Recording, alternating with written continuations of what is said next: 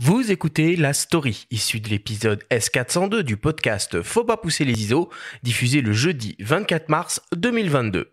La Story vous est présentée par le laboratoire Whitewall.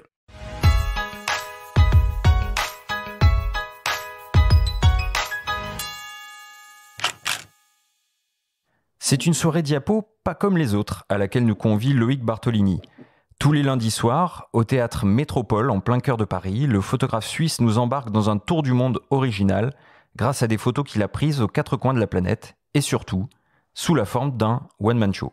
Ce que j'aime, c'est avoir ce regard déjà de créer un objet qui est unique, c'est-à-dire que c'est une soirée diapo. Alors, une soirée diapo, c'est pas unique en soi, mais un one-man qui va être mêlé avec une soirée diapo où je vais vous faire revivre des moments du voyage, où je vais vous montrer un peu tous ces clichés magnifiques, mais je vais parler aussi de l'envers du décor de la photo. Pour moi, aujourd'hui, c'est quelque chose qui est très important, c'est de dire juste, voilà, avec la photo, c'est vrai que Instagram, Facebook, on est en train de vendre des images, les meilleures images de nous-mêmes. Et moi, j'aimerais qu'on revienne à une image belle, certes, mais une image qui est beaucoup plus réaliste. Et j'essaye de faire ça avec beaucoup de philosophie et d'humour.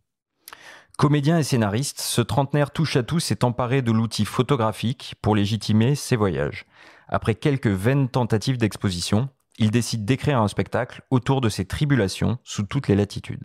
Quand tu es comédien et que tu pars en voyage, très souvent, tu as l'impression que si tu pars trop longtemps, les gens vont se dire « Ah oui, ça va, lui, c'est devenu un voyagiste, on va plus l'appeler pour des tafs. » Donc, j'avais peur de rater quelque chose, de rater l'opportunité, le rôle de ma vie. Et puis, je me suis dit « Il faut que je fasse quelque chose d'utile de mes voyages. » Bah tiens, la photo, ça m'intéresse vachement.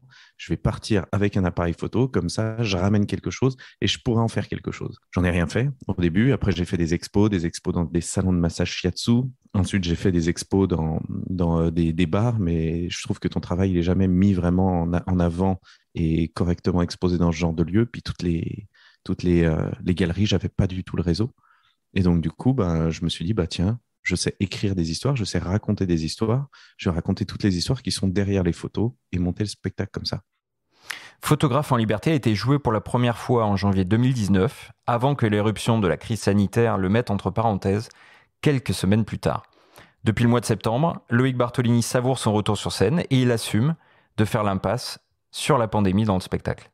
Le propos est intemporel parce que ça parle quand même un peu d'écologie, ça parle de manière de voyager, ça fait rêver les gens. Après, je me suis vraiment posé la question de dire, OK, on est dans le monde d'après, là, le monde d'après Covid, ce qu'on a traversé. Est-ce qu'il faut que je l'intègre? Et finalement, je me suis dit non. En fait, je crois que j'ai plutôt envie de garder cette image où on se préserve de ça. On y a suffisamment parlé, il y a suffisamment de personnes qui en parlent encore pour que moi, je puisse permettre plutôt cette bulle onirique et de voyage au milieu de tout ce merdier. Le court extrait que l'on va entendre donne une idée du ton et surtout de l'énergie déployée par le comédien-photographe pendant plus d'une heure sur scène, avec beaucoup de dérision. Le Sri Lanka, ça a été franchement un des voyages que j'ai le plus conseillé à mes amis, à mes proches, tellement je l'ai adoré. C'est un pays aux 1000 couleurs, aux 1000 saveurs, surtout pimentées. Et si une fois vous avez l'occasion d'aller là-bas, mais vraiment, déplacez-vous en bus. Jamais je me suis senti aussi vivant. Comment vous dire? Est-ce que vous avez vu le film Speed? Tu roules à 80 km/h sur une route de montagne. Marie, tu sais ce que ça fait, 80 km/h? Premier virage, tu te prends un poulet sur la tête. Mon Dieu. Deuxième virage, tu te prends une vieille dame sur la tête. Troisième virage, non, attention, tu croises un autre bus. Non! Mes chers parents, je pars. Je vous aime et je... Oh la vache! C'est pas passé loin! Mon Dieu! Je vois que ça s'arrête! Je veux vivre! Je veux vivre! Et une fois que t'arrives, bon, t'as la gerbe. Potentiellement, tu t'es chié dessus. Mais tu te sens en vie comme jamais. Mais oui, mais pourquoi? Hein? Parce que t'es sorti de ta zone de confort.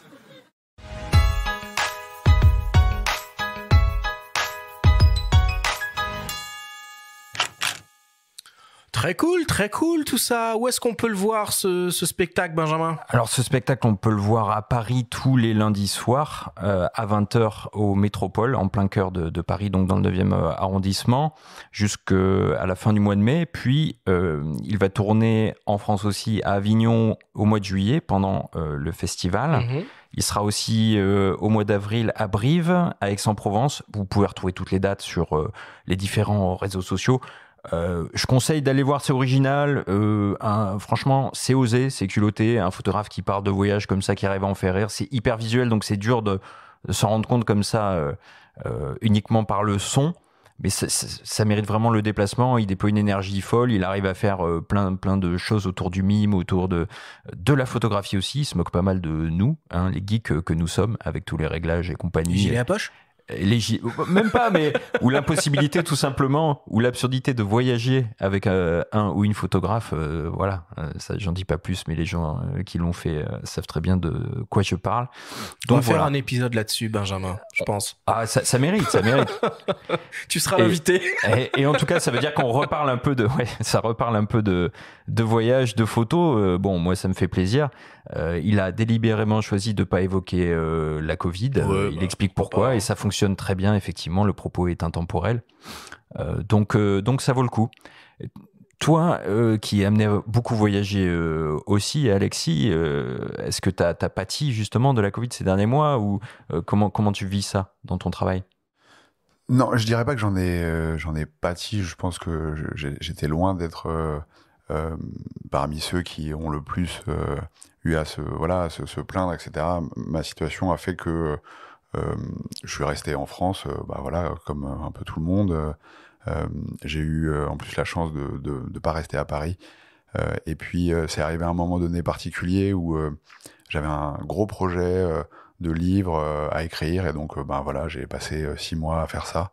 Et c'est sûr que c'était une sorte d'interruption dans le fil habituel des voyages, ce qui en fait rencontrait aussi une envie personnelle de ralentir un petit peu.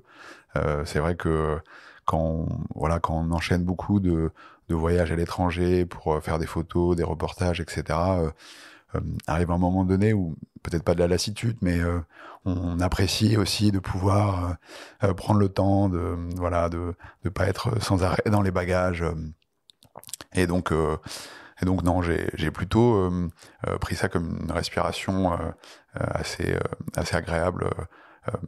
En tout cas, là, quand je dis agréable, c'est juste prendre du recul, quoi. Le fait de pas avoir à voyager. Après, c'était aussi un moment plein d'inquiétudes pour tout le monde, pour des proches, pour les gens. Donc, je suis bien sûr aussi très sensible à ce que cette crise, elle a été pour plein de gens.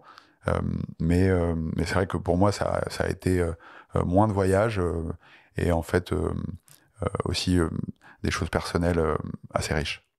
En tout cas, ça fait plaisir, moi je trouve, un peu de légèreté, un peu d'humour autour de la photographie, qui est quand même souvent très sérieuse par ceux qui la regardent et ceux qui la font.